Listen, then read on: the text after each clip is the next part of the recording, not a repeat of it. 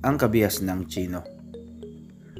Ang mga natural na hadlang sa China tulad ng mga disyerto, bulubundukin at dagat ang nagbigay daan sa pagpapanatili ng natatanging kultura ng mga sinaunang Tsino at pag-unlad ng isang kabias ng tumagal ng halos 3,000 taon. Siya, 2,000 hanggang 1,570 BCE.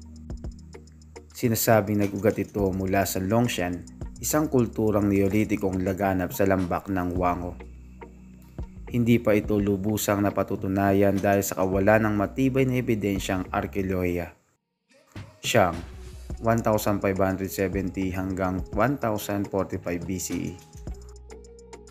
Sinasabing ito ang pinakamaunlad na kabias ng gumamit ng bronse sa panahong ito. Naiwang kasulatan ng panahong ito ang pinakamatanda sa mga panulat sa Tsino na nakasulat sa mga oracle bones o mga tortoise shell at cattle bone. Malimit na isinasagawang pagsasakripisyo ng mga tao lalo na sa tuwing may namamatay na pinuno. Pinatalsik ang Xiang noong 1045 BCE. Shu o Chu, 1045 hanggang 221 BCE. Naniwala ang mga tao sa mandate of heaven o basbas ng kalangitan na ang emperador ay namumuno sa kapahintulutan ng langit. Pinili siya dahil puno siya ng kabutihan. Kapag siya ay naging masama at mapangabuso, ay babawiin ng kalangitan sa anyo ng lindol, bagyo, tagtuyot, peste o digmaan. Umusbong noon ang mahalagang kaisipang humubog sa kamalayang Tsino kabilang ang Confucianism. Layuning magkaroon ng isang tahimik at organisadong lipunan sa pamamagitan ng pagpapabuti sa sarili at pagpapahalaga sa ugnayan ng mga tao sa lipunan. Taoism, hangad ang balanseng sa kalikasan at daigdig at pakikiayon ng tao sa kalikasan. Legalism, ipinanganak ang tao na masama at makasarili, subalit sila ay maaaring mapasunod sa pamamagitan ng mahigpit na batas at marahas na kaparusahan. Qin or Xin, 221 hanggang 206 BCE. Ginapi ng mga pinunong Qin ang mga estado ng dinastiyang Shu. Sa ilalim ni Yingsheng ng Qin or Qin, nagawang pag-isahin ang mga nagdidigmaang estado at isinailalim sa kanyang kapangyarihan ang iba't ibang rehiyon sa China. Inihayag niya ang sarili bilang unang emperador ng China at kinilala bilang si Shi Huangdi or Shi Huangdi. Ang hinahangaang Great Wall of China ay tinayo upang magsilbing tanggulan laban sa mga tribong nomadiko na nagmula sa hilaga ng China. May habang 2,400 kilometro o 1,500 milya. Humina ang dinastiya nang mamatay si Shi Huangdi at napalitan ng dinastiyang Han nang mag-alsa si Liu Bang. Han, 202 BCE hanggang 200 CE. Ito ang kauna-unahang dinastiyang yumakap sa Confucianism. Ang pagsulat ng kasaysayan ng China ay isang napakalaking ambag ng dinastiyang Han. Sui, 589 hanggang 618 CE. Nagkaroon lamang ng 2 emperador ang Sui. Gayunman nagawa itong muling pag-isahin ang watak-watak na teritoryo ng China. Isinaayos sa panahong ito ang Great Wall na napabayaan sa mahabang panahon. Ginawa rin ang Grand Canal na nag-uugnay sa mga ilog ng Wango at Yangtze. Tang, 618 hanggang 907 CE. Liwan, dating opisyal ng Sui na nag-alsa laban sa dinastiya dahil sa mga pang-aabuso. Itinatag niya ang dinastiyang Tang. Itinuturing na isa sa mga dakilang dinastiya ng China sapagkat nagkaroon muli ng kasaganaan ang lupain at mabilis na mga pagbabago sa larangan ng sining at teknolohiya. Ang Buddhism na naging dominanteng relihiyon sa mga panahong ito ay tinangkilik ng mga dugong bughaw at mga karaniwang tao. Ibinalik ang Civil Service Examination System na naging mahalaga sa pagpili ng opisyal ng pamahalaan. Ang pagsusulit na ito ay unang ginamit sa panahong Han, subalit pinagbuti sa panahong Tang. Bumagsak ang dinastiya dahil sa samut-saring pag-aalsang naganap sa China.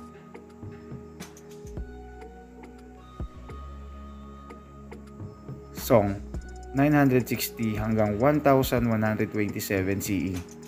Itinayo ang isang hukbong imperial ang dinastiyang ito.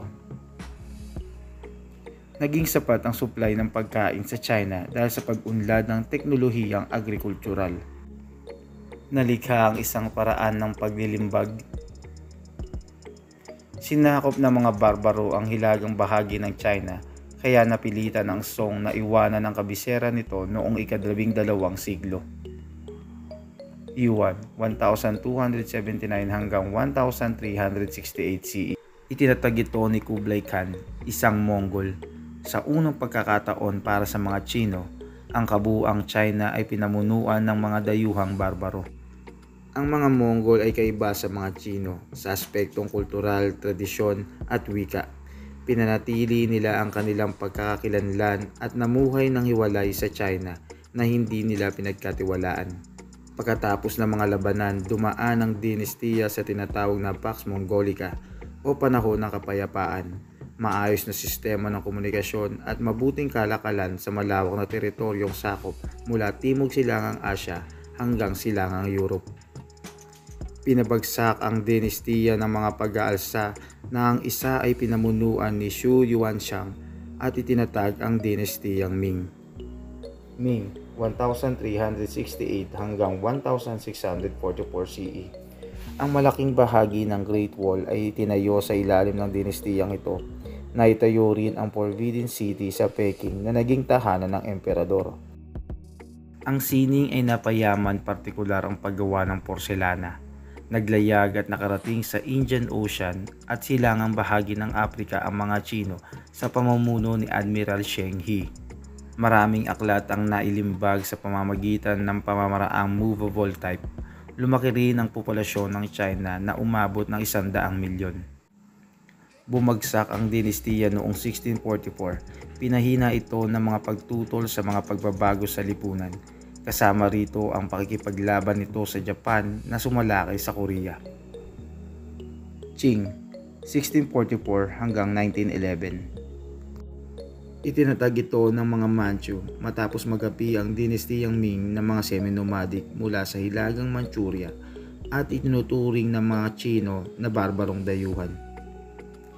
Ang pagkatalo ng China sa mga digmaang opium laban sa England noong 1839 hanggang 1842 at laban sa England at France noong 1856 hanggang 1860 ay malaking dagok sa imperyo.